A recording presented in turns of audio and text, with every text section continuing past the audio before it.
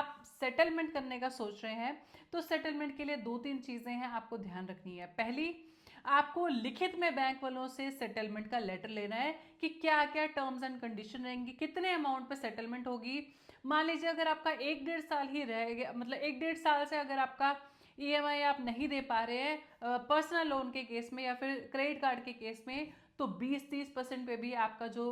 Loan amount है, outstanding amount है, उसको सेटल किया जा सकता है। दूसरी चीज़, अगर मान लीजिए आपने बोला है कि मैं इंस्टॉलमेंट में आपका जो लोन है उसको सेटल करना चाह रहा हूँ, तो इंस्टॉलमेंट तभी आप चुने अगर आप श्योर हैं कि आपको पैसे मिलने वाले हैं और आप उन किस्तों को चुका देंगे। वरना